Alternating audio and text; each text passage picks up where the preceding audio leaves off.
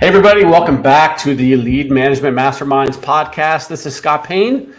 So happy to be back with us on a Monday edition, too. This is kind of a new thing for us. Usually we've had all week to prepare and to get ready and to get our minds ready, but instead we're going to start off our Monday this way as well, especially with the crazy hair flying around over here. Like the zoomed in version or not. Let's go back here. Hey, everybody, welcome back. Thanks for joining us. So glad to have you back again.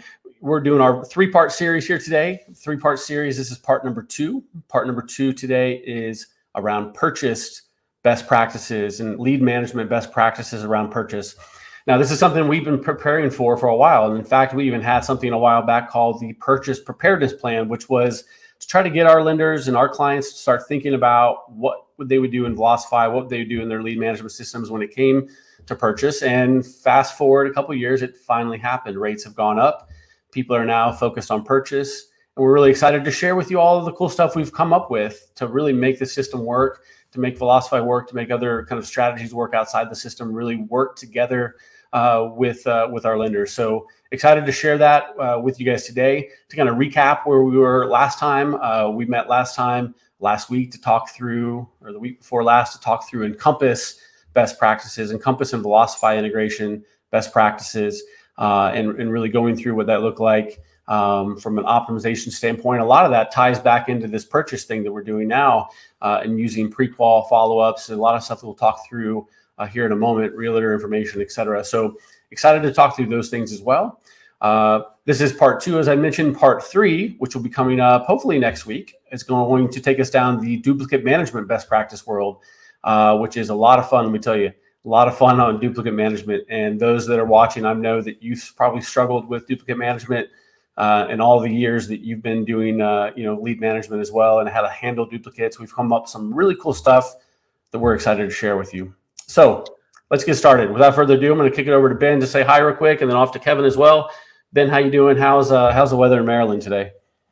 It's not raining, so that's exciting. But otherwise, all good. Excited to go. Awesome. Kevin, Philadelphia, representing today? Yeah, the same. We're just ducking the raindrops, and not as warm as it is over in Texas. Yeah, 106 yesterday on the thermostat outside. Inside, we're struggling to keep the AC going. Extremely hot here in Texas, and going to continue to be for a bit. So. Scott, I'm going to interrupt you for a second. As you kind of go around to your different SDP team members here, I'm sure it's an interesting, fun thing for you as you look back to a few years ago when you talking to your SDP colleagues would be you talking to yourself. And just as I was preparing for this session versus the last one, I noticed something I wanted to share with you real quick that I'm sure you already know, but I just wanted to share anyways. I think back to when you were just you and people would come to you about their lead management best practices they're looking for, Velocify help, whatever it might be, and it was just you. And you would answer all the questions. As everyone knows, you're quite kind of the jack of all trades, which is cool. But as I was looking at last session and this session, what I realized is that the team you've assembled is to me cooler. No offense to your jack of all tradesness. The last session I did most of the talking, honestly, right? And it's because it was a kind of Velocify configuration heavy type of discussion when we were talking about Encompass and Velocify and how that all works. And it's kind of my thing. This session is going to be quite different than that. I'm going to be talking a lot less. And again, I noticed this as I was preparing. And the reason is because you've kind of assembled this team of experts that do different things, which is pretty cool, right? I mean, those who know you pretty well know that although you can do everything, that I think your strength is kind of out of the box thinking, big solutions, things like that. And you'll be talking about a couple of those here today. You bring in Kevin, who's got all the relationships, knows what all the different vendors do. And I just think it's a pretty cool team that you've put together. I like to think of it a little bit like a video game, right? Where you've got different characters that you can use. And depending on the challenge that comes up, you could use any of them, but you can also grab the ones that are especially good at specific things. So, I mean, it's really cool for me when I'm talking to our clients and they ask me a question that I have an answer to, but I've got a Kevin in my back pocket, right? And I'm going to bring him in, or I've got a Peranto to talk about some integration stuff for something that's very, very mortgage heavy. That's more where he is. It's just a cool team that you've put together, and it's a cool way, kind of almost like I said, almost a family way that we can lean on each other. And again, people will see that if you watch last session versus this session.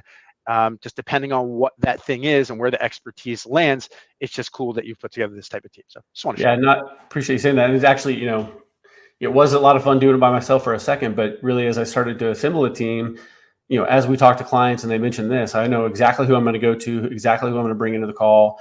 And so, what used to be really just, one person managed one account, or one client, we really worked kind of just by ourselves with them, has now evolved to bring everybody in, bring the entire team in, and people that work with us then get the best of both worlds. So yeah, appreciate you saying that. I'm actually, it's a good segue into, as we talk about my history a little bit. And for those that don't know, is that, I worked at NationStar Mortgage for 10 years, actually 10 years or 1 week to be exact. So I worked there for 10 years, went on to work for Velocify for 4 years, and really started to call it build my network. When I was at NationStar, I was in one spot. I really didn't know that many people outside the industry all that well, met them at a couple of conferences, et cetera. But it wasn't until I went to Velocify that network really kind of exploded, if you will, as I started speaking at conferences and started to travel the US. I think 1 year I was on a plane 50 weeks out of 52 weeks, executive platinum on American Airlines, you name it. But really what it was kind of building that, really was building the network itself, in those throughout the country. And where that led me to was really understanding what the need was out in the marketplace at the time. And this is back in 2017. And at the time, we were all expecting rates to start going up, and everyone had actually started to make the shift. And in a consumer direct world, they'd started to say, okay, rates are actually going to go up this time. So we were really going to start preparing for it. So, they started to assemble these purchase teams within the consumer direct call centers, started to assemble the teams. And I saw an opportunity, take it back. I saw a problem with the mortgage companies at the time. And the problem is that they didn't have a realtor network like the local person might have. The local person could refer it to their real estate agent down the street. They built a good relationship with them. But when you're doing nationwide business, it's very difficult to be able to refer to an agent that is going to be on your side. I saw this as a problem that was coming, right away. So I was introduced to a company called Home Captain, and Home Captain was a real estate network that allowed consumer direct lenders to be able to refer their customers over to Home Captain to help them find a real estate agent who was going to be on their side. They're going to make sure that the deal stuck with that lender. They weren't going to refer it to their local person, and they're going to work hand in hand with that consumer direct lender. So I saw an opportunity. I actually went to Home Captain, was VP of sales and account management, enterprise side. And so I started working with my relationships that I had built over the last 4 years to go help these lenders now, really build that purchase team. Where this all is going is that, setting up that connection is so important, again, because we don't want that local, someone to refer to a local lender and take the deal away. So, one of the biggest things that we talk about today is making sure that if you're working in a nationwide business and you're working nationwide lenders or borrowers, you need to make sure you have a connection to that real estate network. Now, we've worked with a couple over time. We have one that we really recommend now, kind of given their ability to integrate with Velocify. And that's kind of where it gets taken to the next level, is that integration standpoint. So the integration now allows us to, things send data back and forth. My kind of favorite example that I always use is that when a borrower has their offer accepted, when the borrower, they've put offers, and as you guys all probably know, it's pretty competitive out there right now. And so when an offer is accepted, it's a really big deal. And usually a lot of people, and I remember when I bought my first house, when the offer was accepted, I remember saying to my family, we got the house, we got it. And it felt like we'd already kind of won the house at that moment. What I didn't realize, I kind of knew what others don't realize, is that there's a whole another step of the process. Now that the offer is accepted, I have to do X, Y, and Z for my mortgage lender to make sure that everything gets done, the inspection, all of the stuff gets done correctly.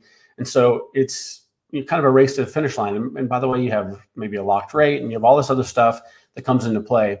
And so the example I use is when a borrower has an offer accepted, it's usually a really key moment, an exciting moment for the borrower that sometimes the loan officer, when working, a book of business that's nationwide, may not be able to participate in unless they have this type of realtor network in place. That realtor network will be able to update something in Velocify, could update the status, could update a field, take an action, put it at the top of the priority queue for the loan officer to call and take part in that excitement with the borrower.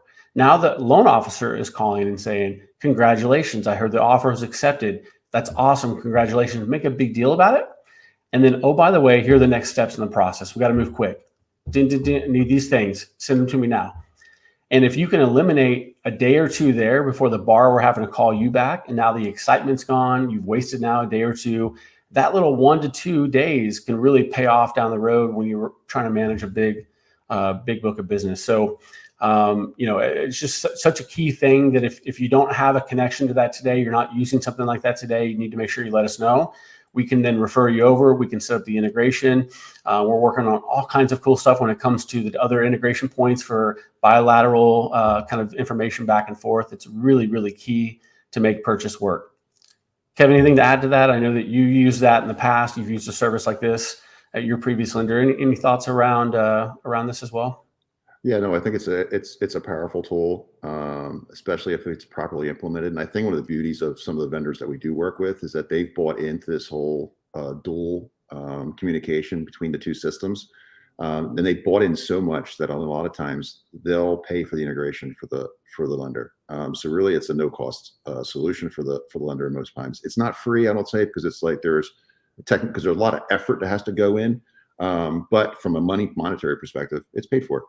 And that is, I think, just proves the point that the vendors see this process as very important to making purchase work for their lenders. Yeah, and there is no cost to send a record, right? So there's no cost to say, hey, go help me with this service. So essentially, the realtor network here is going to do that part for free.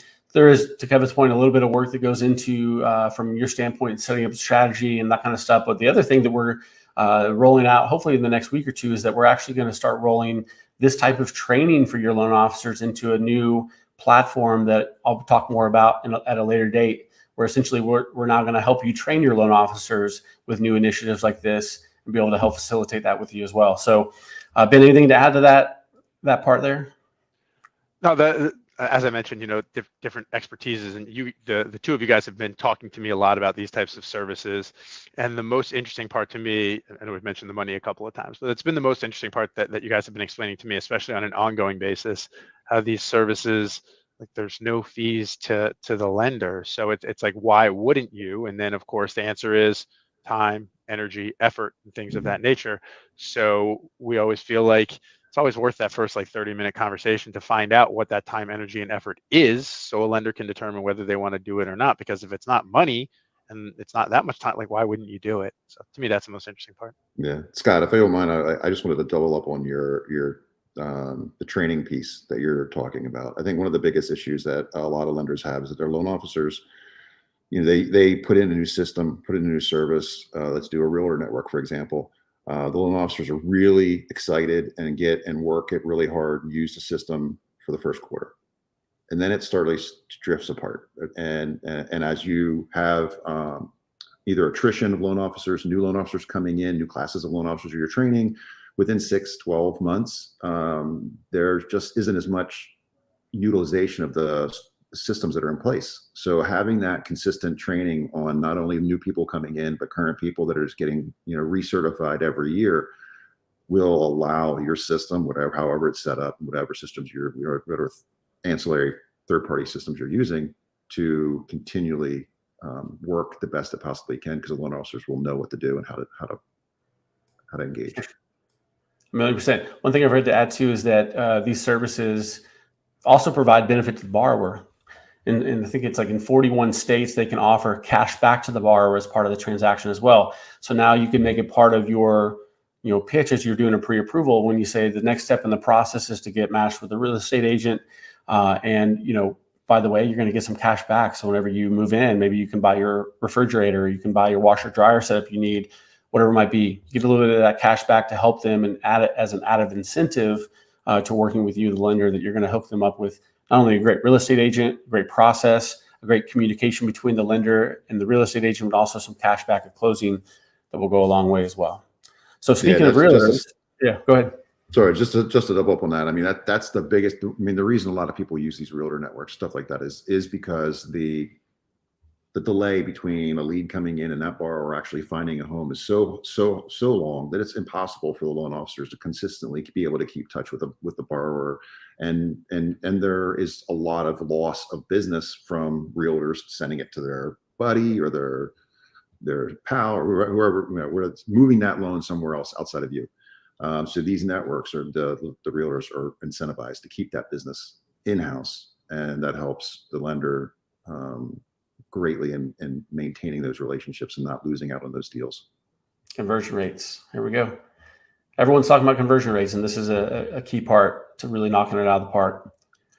Okay, speaking of, I'm going to turn it over to Ben here to talk about, as we really start to transition talking about real estate agents, real estate professionals. How do we incorporate that into the piece as well? Obviously, it's a big piece to have them as part of this transaction. Can you talk a little bit, Ben, about how we've done that and what we're working on today?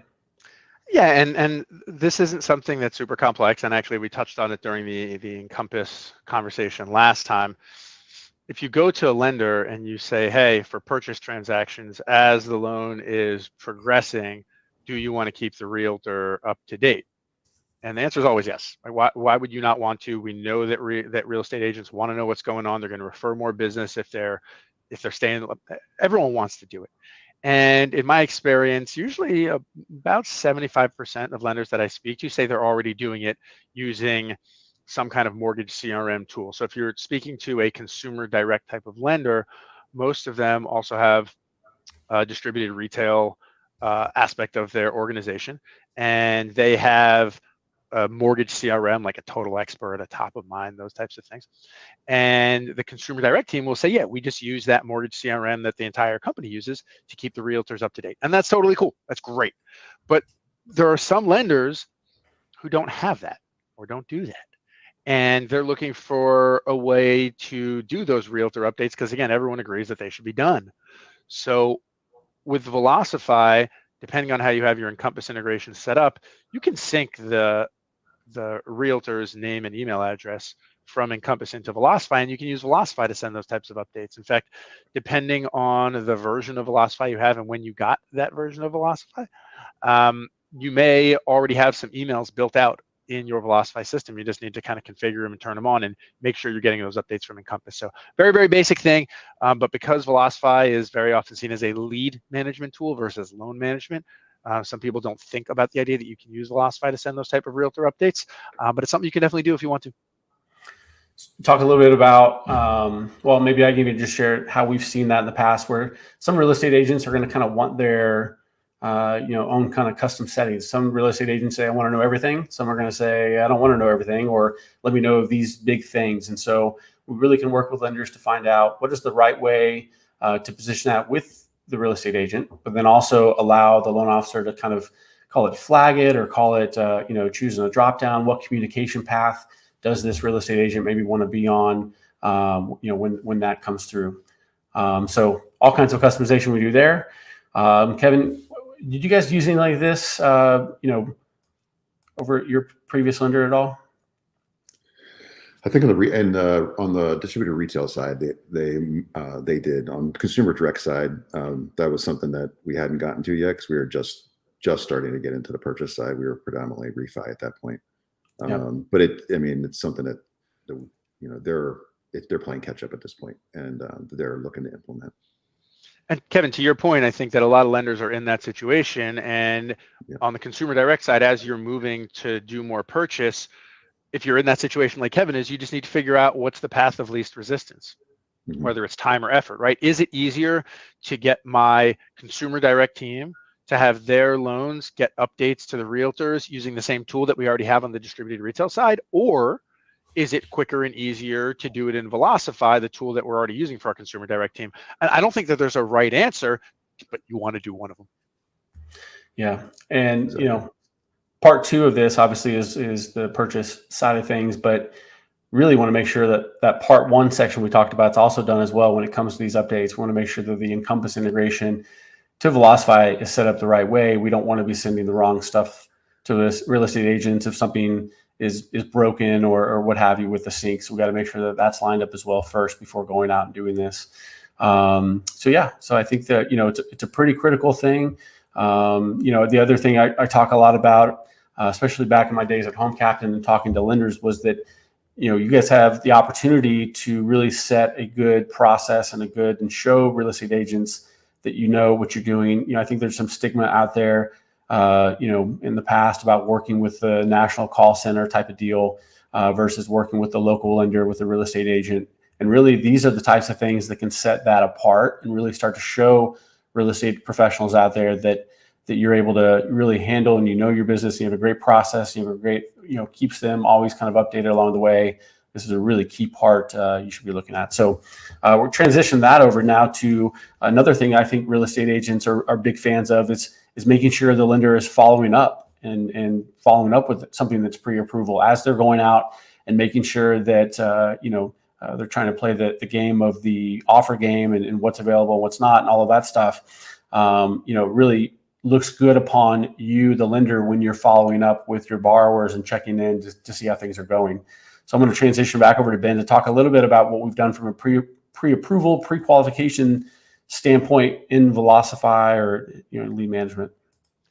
And similar to the last point we just discussed, we talked about this on the last one, so I'll go through on the last session. So I'll go through this one fairly quickly. Pre-approval follow-up is crucial in the purchase environment. We know how long that time frame can be. There's, of course, expiration dates as well on those pre-approvals. So following up during that time frame is huge. In order to do follow-up systematically, you need to track whether something's a pre-approval or not. And some lenders have it set up that pre-approvals are tracked within Encompass. Some have it set up that it's tracked within Velocify. If it's not one of the two, and your loan officers are tracking their pre-approvals on a notepad or wherever, you can't do anything systematic. So we always recommend that you try as a lender to get your team members to flag and track pre-approvals in a systematic way, either in Velocify or in Encompass. You can incentivize them to do so by putting things into play more than just, yes, now as a lender, we know that the pre-approval occurs, right? That feels kind of big brothery. That's why you want to actually do the follow-up. Now, of course, not just to get your loan officers to do it, but of course, you'll benefit from it as well. And this can be things like a pre-approval email campaign. This can be things like a pre-approval calling campaign or texting campaign, whatever it is. You can only do those types of campaigns if you know that pre-approvals are happening. So the key part here is if you're doing it in Encompass, you want to sync that to Velocify.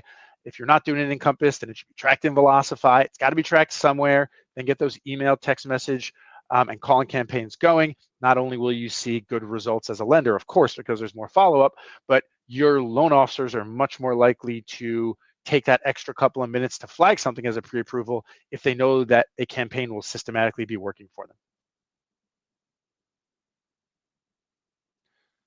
Can we tell Scott he's on mute? You're on mute. A couple other little tips and tricks that I found along the way is to make sure you unmute your mic when you open a Diet Coke. But second, to look at using the pre-approval follow-ups, you know, not all of the time. A lot of times we find lenders will have the their priority queues up all of the time. It's at the top of their list whenever there's one to follow up with. But if you set it up with your teams to say, okay, you're going to do your pre-qual follow-up on Fridays at 1 o'clock to 3 o'clock p.m. And the idea is we want you to follow up and reach out to them and let them know what your schedule is like for the weekend. So if they have any questions that come up during usually over the weekend, we're doing house hunting or making offers, whatever the case is, it's a good time to follow up and say, hey, my weekend schedule is this. I have a soccer game for my kid at, Saturday morning, but after that, I'm available. If you need me, send me an email and I'll be able to get back to you. So it's a great follow-up point on Friday. And then we can also set it up so that it only shows up, let's say, Monday mornings. So maybe you want to follow up on Monday morning to just check in. How did everything go with the house hunting?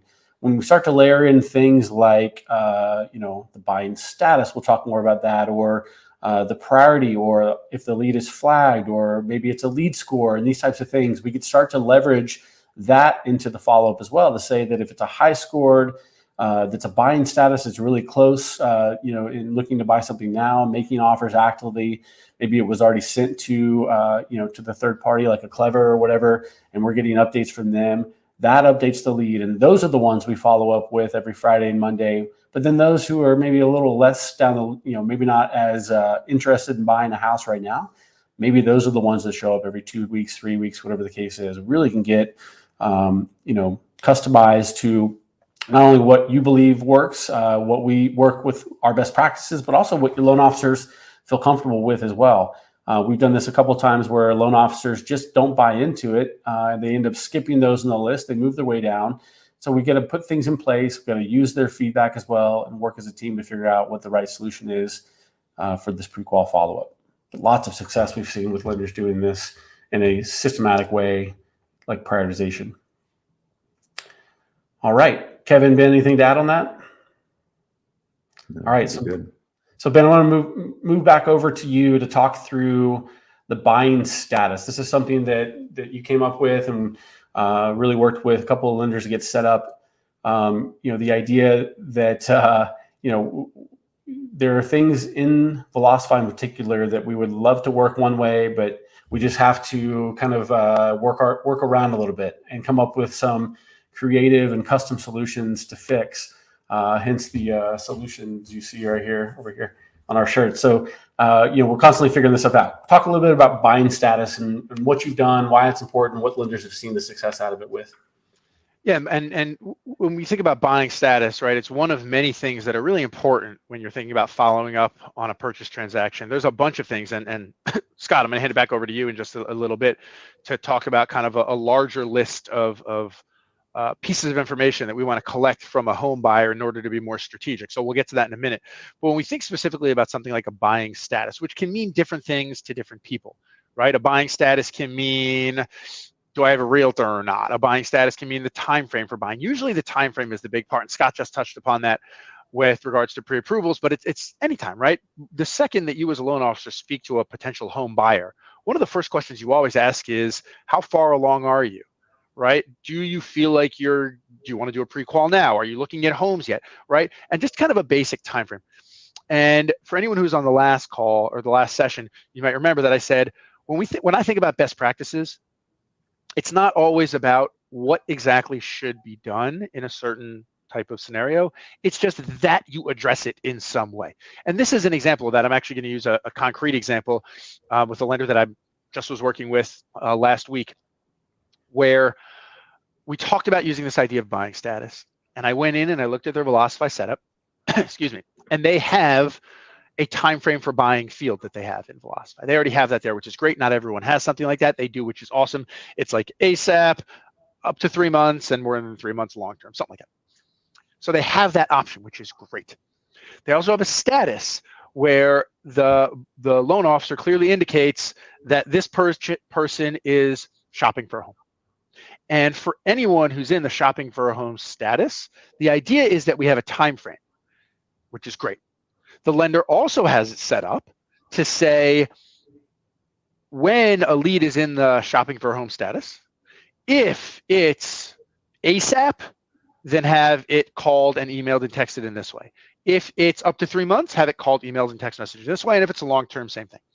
Perfect. All that is set up in just the right way. And I was looking at it. I was doing kind of an audit, which is what we can do for any lender if you'd like to see how they're doing this. I said, this all looks great. What's the last step though? And Scott and Kevin, I'm going to ask you guys a quick little question here. And we don't have this prepared, so I'll be interested to hear what you guys have to say. I checked of their leads that they have in the last, I think it was 2.5 months. Of the leads that are in the status of shopping for a home, what percentage of those leads do you think had some kind of entry for the time frame? What percentage, if you had to guess? So, but remember, the loan officer is the one who has to go in and choose it. 25%. Yeah, 20%. Awesome. 3%. It's actually under 3. I'm rounding up, believe it or not. And it's simply because, and Scott, this goes back to exactly the way you introduced this over to me. Velocify, unlike many real CRM solutions, no offense, guys, it is what it is. It's a lead management tool, right? It doesn't have a lot of the very, very thorough settings that other CRMs have. One of those very thorough settings is in Velocify, you can't say if a lead goes into the status, or if you want to put a lead into the status of shopping for a home, you have to complete this field for the time frame for buying. You can't do it, at least not out of the box.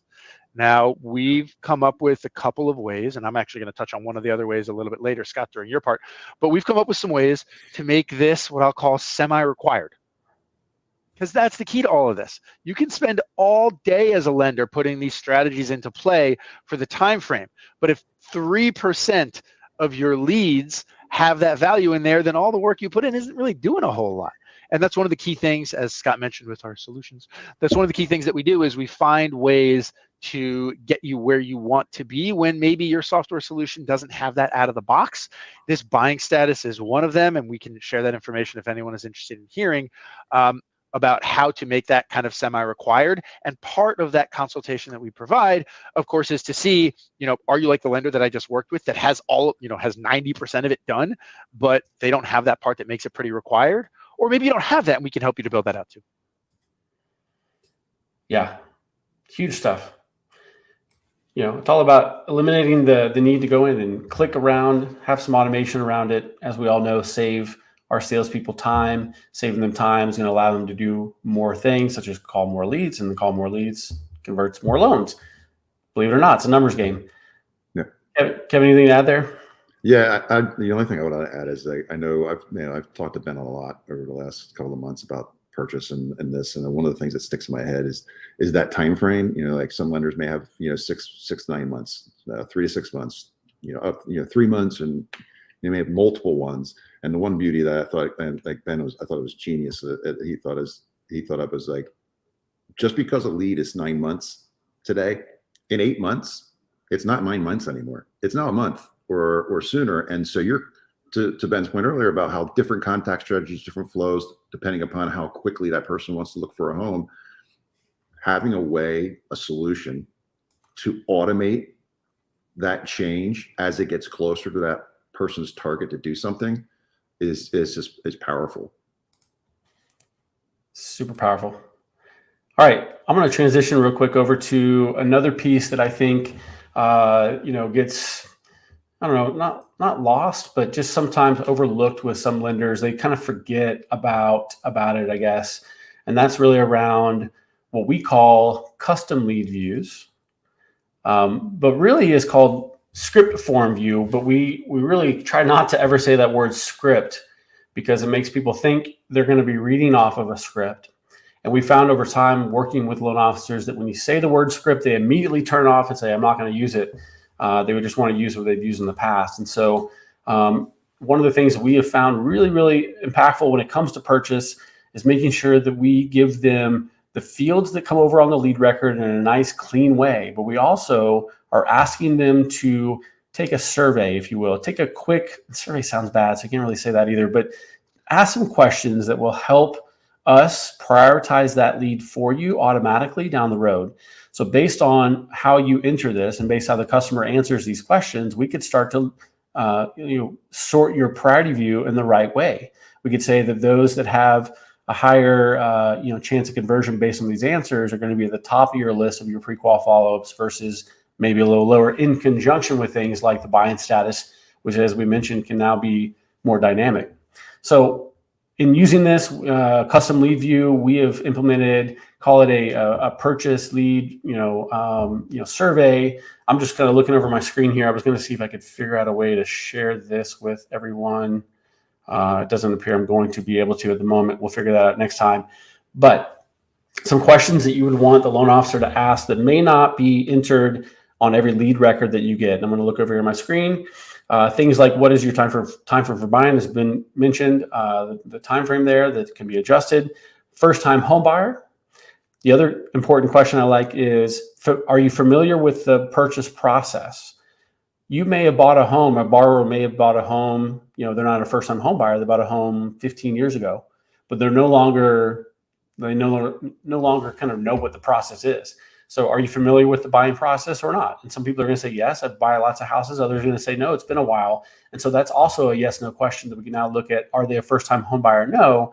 Are they familiar with the process? No. And that now maybe we're going to send down a different path as it relates to marketing and what have you.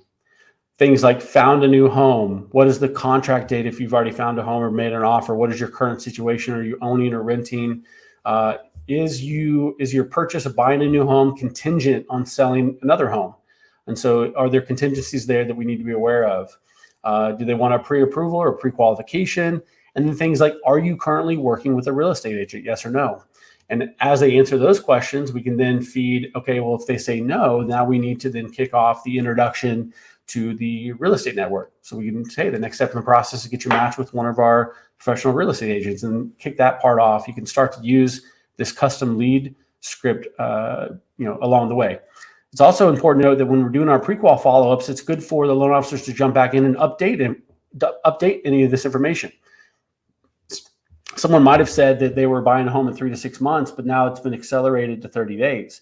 They need to update that script so that, again, all of the other workflows will kind of kick into place. Now, some of the stuff isn't going to change every time, but if they have, maybe accepted an offer, we can get that data back in here. And again, we default this to their lead view. So for those that are familiar with Velocify, when you go in and you're clicking and you have all the different tabs, there's like 20 tabs, you got to click around and find the right information and go around. Some people put it on one summary tab, but then that tab ends up being this massive things of information. Most of it's not populated with information. We can make these custom lead views, make it very specific to the lead type, but also to the purpose, whether it's a purchase or not, and then when those questions would show up. Ben, I see you nodded. Anything to add on the custom lead form? Yeah, and I'd say a couple things. One is, we talked about best practices a lot, but depending on exactly how you're using the different pieces, there's lots of different ways that they can work together. So Scott mentioned and Kevin mentioned the idea that when you're using this like a realtor network, that over time, loan officers maybe stop using it little by little just because of habits and things of that nature. The custom lead view can be used for a bunch of different things. And when you're using all of them together in these different cool ways, you can set up Velocify hypothetically to say, as Scott said, if you don't have a realtor and you reach a certain step in the process, then the next time that the loan officer opens up that lead, they have a special custom lead view that just says, send this to the realtor network. What are you doing? Now, of course, it does not say what are you doing, but you get the idea. We can use these features in all kinds of different ways to continue to, obviously, it's a lead management tool, Velocify, right? We're trying to drive behaviors, and there's so many different ways that we can do it depending on which pieces of this kind of larger puzzle you want to incorporate. Awesome. Now that said, I'm going to jump over into to lead scoring now. Now, I got to walk a fine line here a little bit. I have some people on my team, not to mention the guy looking right at us in the big screen. I'm going to move me off. But I can get over my skis, I guess we can call it, when it comes to lead scoring sometimes with the ways it can be used. But really, I believe that it really can really be used here from a purchase standpoint. And I'm going to look back over my screen here as some examples of a lead scoring metrics that we've used with clients in the past. And think about those questions that were just asked by the loan officer and put into the lead record, and they click save. Again, we didn't have this information when the lead came in, but now we get it once they've collected the information. And for example, a time frame for buying, someone who's buying a house, and for those that may not know lead scoring, I have another video on our YouTube channel you can go check out that talks about lead scoring within Velocify. You should check that out as well. We'll try to put a link to the bottom as well for you guys to see that. But end of the day, we can sort the lead automatically based on metrics and different things that are within the lead record itself, or different attributes that are part of the lead record. For example, here on someone who's going to buy a home in the next 60 days, from a purchase standpoint, it's pretty a hot lead. So we're going to want to score that high. So in this case, that little metric itself, or that little attribute, is worth 10 points on the lead score. If it's 0 to 60 days, it's 10 points. If it's 3 to 6 months, it's 5. If it's 6 to 12 months, it's 0. If it's over 12 months, it's actually -5. And as I move to the next one, you'll start to see how this starts to kind of add up or take away and all of the stuff. First-time home buyer could be a yes, could be a good thing for your organization, or maybe it's a bad thing. Maybe it's less likely to convert if it's a first-time home buyer. So in this case, a yes is a 5. A no is 0. Found a home. If they already found a home, yes or no, that's a 10 or a 0 as well, yes or no. Purchase contract in hand, yes or no, 10 or 0. Contract close date, 0 to 30 days. And I'm going through a bunch here just to throw some numbers at you. But at the end of the day, what we're trying to get to is a scenario like this where it says a current homeowner who doesn't have a contingency to sell, has a contract on the new home they're going to buy in the next 45 days. I think all of us would agree that is a pretty hot lead that we need to follow up with and be on top of. That may not, is going to be much higher converting and faster converting than someone who's going to maybe be looking to buy a home in the next 12 months. That score, when we play it all out, the score is 48. Let me give you one more example real quick. We have a first-time home buyer currently renting an apartment. They found a home they want to buy in the next 30 days, and they want a realtor referral. Now that's good, but it's not as good as the other one because of the time frames and contract in hand, et cetera. This score is a 25. So if you have these two lead records and you're in Velocify Priority Queue, the Velocify Priority Queue is going to sort that by the newest lead first. And that's just the way it always works. However, if you're using lead score, we can now start to sort that priority view by the lead score, then the data added. So if there's a tie, then it goes to the data added from that point. The idea is that we don't want your loan officers to think about who to follow up with when they're working their priority queue. And let's say they're calling on a Friday afternoon. We want them calling the hottest leads first and not having to stop to think about what to do next. So essentially they work that list from top to bottom. It's the hottest leads first, automatically based on the survey questions they put in originally. And by the way, some of this stuff can be mapped back from Encompass. So if it's in Encompass, we can sync it back and update this automatically. We can leverage that as well. So maybe the loan officer didn't even have to put anything in. They just had that information in Encompass and fed back. And then, as I follow through as well, again, I'm getting updates from my realtor network. And as I get those real-time updates back as well, all of those can play into the lead score. And again, making it to where the loan officer is not having to stop to think about what to do. And if we can save them time when calling their leads, it allows them to call more leads. It's a numbers game at that point, as I've mentioned. Anything to add on lead scoring, Ben? Yeah, I mentioned the idea that it's hard to get loan officers to populate something like a time frame for buying, hence the 3% number. What Scott just described is obviously a lot more involved than just one thing like a time frame for buying. It's a whole bunch of questions. We came up with a solution which comes pretty close to being able to, similar to what I mentioned before, requiring that. So you'd be able to say, if in Velocify, my loan officer says that the lead has reached a certain point, the only way that Velocify will kind of validate that it has reached that point, whether it be shopping for a home or whatever it might be, is that the loan officer basically has to fill out this form, for lack of a better word, right? Or survey, checklist, whatever. Again, it's not an out-of-the-box function. It's not 100% the way that Velocify means for it to be working. But if you like what you just heard from Scott, but you're thinking, my loan officers aren't going to fill that out, so what's the point? We can kind of get them to fill that out, and we can show you how that works too. Yep, it's great stuff. I mean, really see it move the needle for a couple lenders. So there's probably a lot of people out here listening saying, man, I probably have some of this stuff set up, but it's probably not this complex, because we know that Velocify comes kind of out of the box with a couple of things purchase related. Ben, can you talk a little bit about what we're offering our lenders today, and even those who aren't working with us today, as far as an audit? We can go in their system, we can figure out kind of what's set up now, let them know what they're missing, what they need. Yeah, so we've got our checklist, which is basically everything that we talked about here today, and we'll go into your Velocify system and look through each one. And as Scott said, we'll be able to come back to you and let you know what you have, what you don't have, what recommendations are. Like I said, the example that I gave was a good one, where I was able to go back to the lender and just say, hey, for buying status, we recommend these 10 things. You've got 9 of them, but the one that you don't have is maybe the most important one.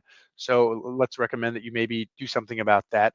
While other times it might be something like, hey, for updating realtors, we know it's important, but we also know that you already do that through your mortgage CRM. So you already got that one covered. We'll go through each item and let you know where we think you can see some improvement. And especially in the market right now, we'll also let you know how quickly we can get some of these things into effect, so we can see what's the low-hanging fruit, things like that. Good stuff as always.